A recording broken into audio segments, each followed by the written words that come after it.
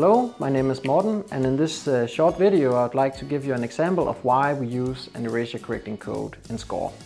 So in this example we have a traditional system here at the top, and then we have a system using an erasure correcting code here at the bottom.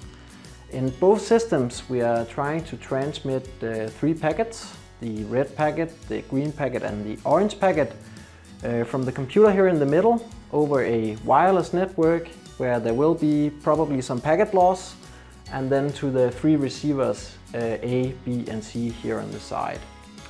So what happens in this small example is that in the first transmission the red packet was sent and it was received by A and B. In the second transmission we sent the green packet, which was received by A and C. And then in the third transmission we sent the orange packet, which was received by B and C.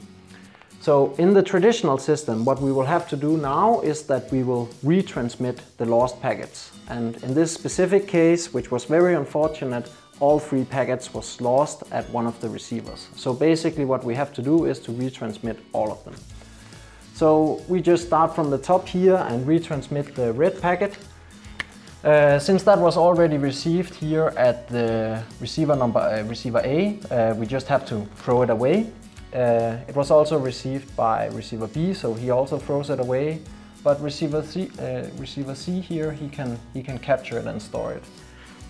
The second packet to be retransmitted is the green packet. That was also already received here by computer A, but computer B still needs the green packet and can store it. Computer C also has to throw away this transmission. And then finally we can retransmit the orange packet, which is still needed up here at receiver A. So he can get the packet here. The other two receivers will still have to throw away that packet. So this is more or less what happens in a traditional system, assuming that all the retransmissions are error-free and everything like that. Then we can get all the packets distributed in 6 time slots. If we look at the system using an erasure correcting code, what we will do instead of retransmitting the original packets again is that we will use equations that are describing the original data.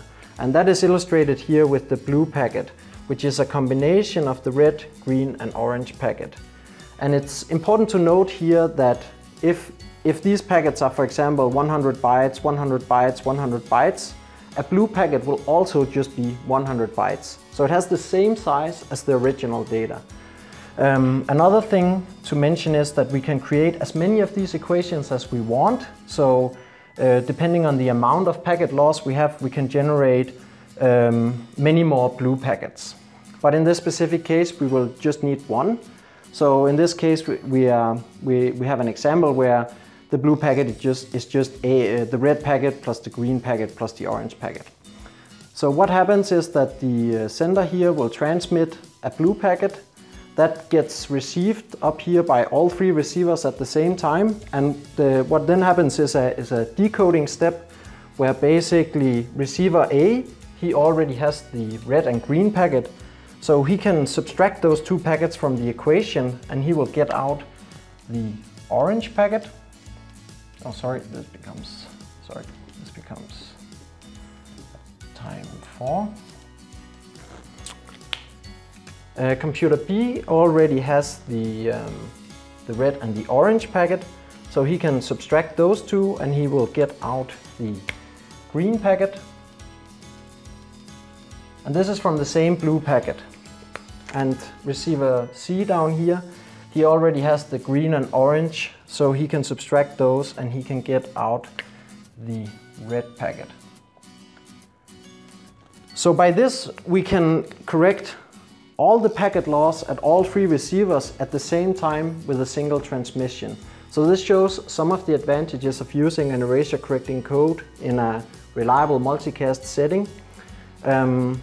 One thing that is special about the codes that we are using in Steinwurf is that we are using a brand new type of erasure correcting code called a network code, which has a number of advantages in terms of low delay and high performance applications. So go check out SCORE on our website to find more information.